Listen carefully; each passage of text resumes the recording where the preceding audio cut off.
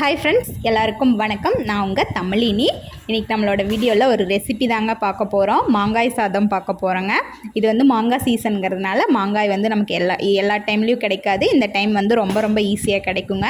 அதனால் மாங்காய் சாதம் செய்யலான்ட்டு கடாயில் எண்ணெய் ஊற்றியாச்சு, கடுகு போட்டாச்சு, நல்லா பொரியட்டும். கூட அடுத்ததாக தாளிக்கிற கடலைப்பருப்பு போட்டுக்கலாங்க.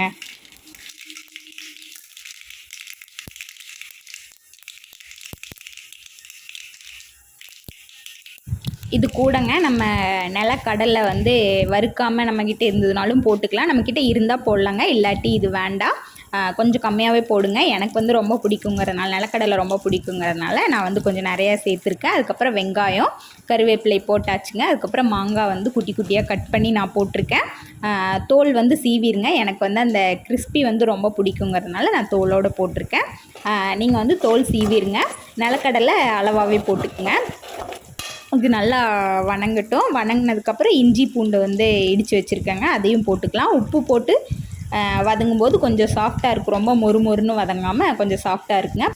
பக்கத்தில் வெண்ணெய் உருக்கிட்டு இருந்தேங்க, நெய்யாக மாறிடுச்சு. நல்லா எல்லோ கலரில் சூப்பராக இருக்குங்க. இப்போ சாப்பாடு வந்து தனியாக குக்கரில் வச்சு ஆற வச்சுருக்கேங்க.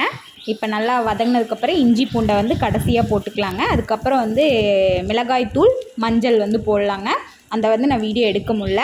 இது கூட நம்ம மிளகாய்த்தூள் இல்லைனா வந்து நம்ம வீட்டு குழம்புக்காக யூஸ் பண்ணோம்ல சாம்பார் தூள், இதை வந்து நம்ம எண்ணெய்க்குள்ளேயே போட்டுட்டு லைட்டாக வதங்கினோடனே நம்ம வந்து சாதம் போட்டு சுட வணக்கும் போது நமக்கு சூப்பரான மாங்காய் சாதம் ரெடி ஆயிருங்க.